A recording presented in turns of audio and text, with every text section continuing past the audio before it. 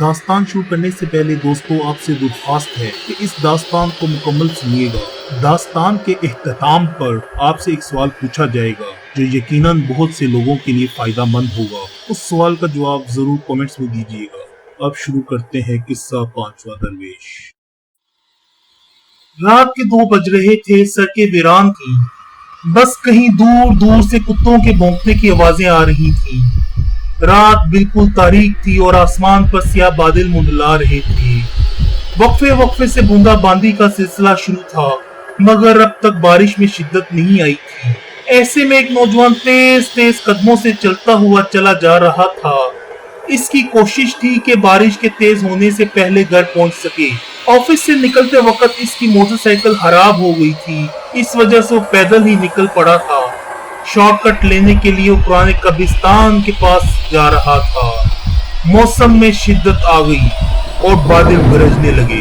बिजली की चमक में कब्रिस्तान का अंदरूनी मंजर जब रोशन होता तो एक लम्हे के लिए उस नौजवान का दिल धड़कना जैसे भूल जाता था।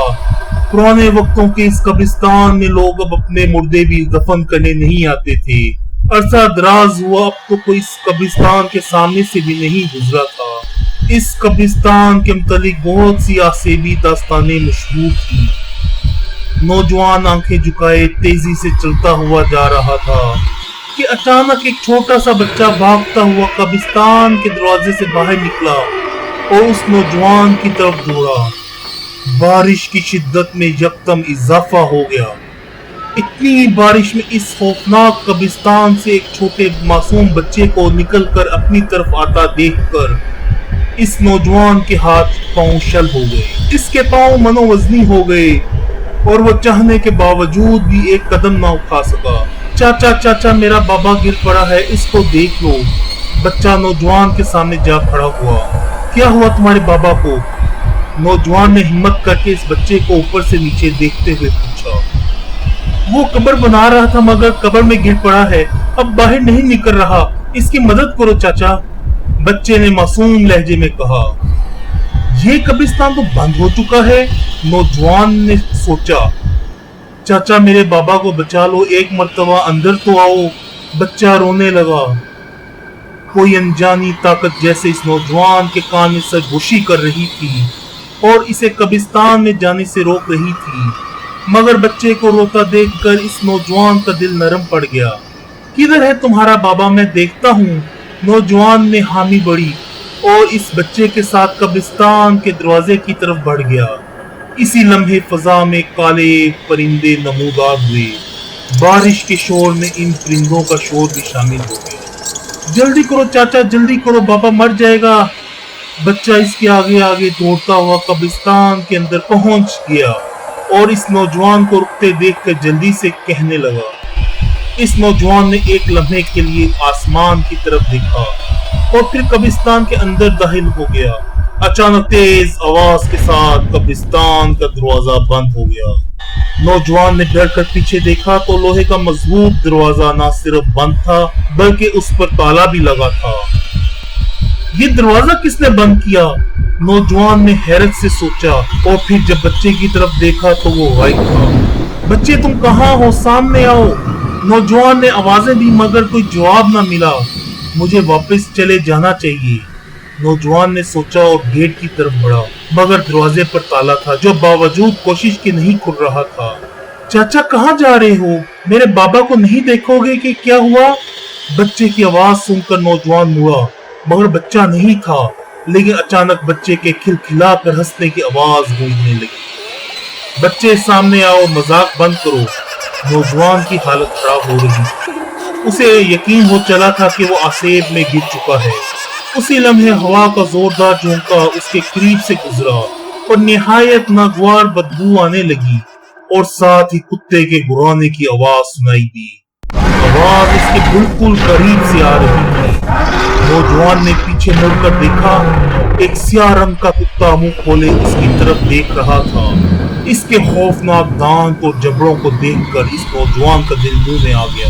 वो भागा, तेज भागा, कब्रों को फलांगता हुआ कब्रिस्तान के अंदरूनी हिस्से में जा रहा था। कुत्ते की हैबतनाक आवाजें इसका पीछा कर रही थी। अचानक वो मुंह के बल चलाता हुआ एक टूटी फूटी कब्र में गिर गया।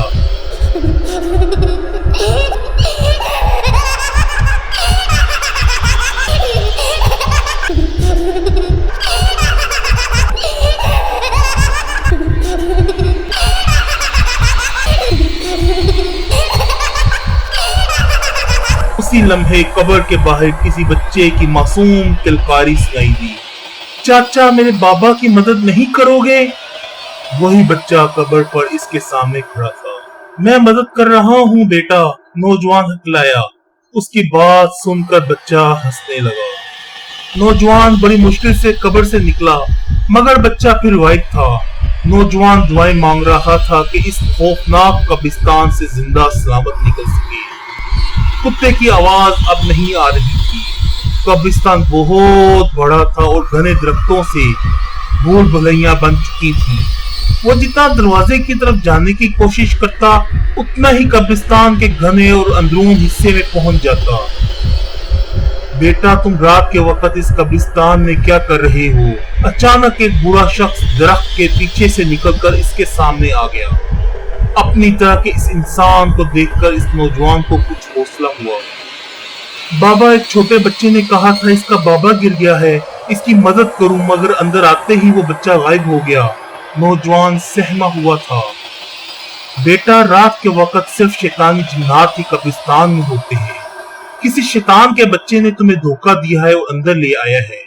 अब मेरे साथ रहना, वरना भड़क जाओगे। मैं तुम्हें कब्रिस्तान से बाहर छोड़ आता हूँ, लेकिन पहले अपनी झोंपड़ी से ताले की चाबी ले लूं। बूढ़े ने दिलासा दिया। इसकी बात सुनकर नौजवान काफी संभल गया था। बाबा, आप यहाँ अकेले रहते हो? नौजवान ने पूछा। बेटा, बाप दादा के जमाने से इस कब्रिस्तान में रह रहे हैं, बूढ़े ने कहा। बूढ़ा इसको अपनी झोंपड़ी में ले गया।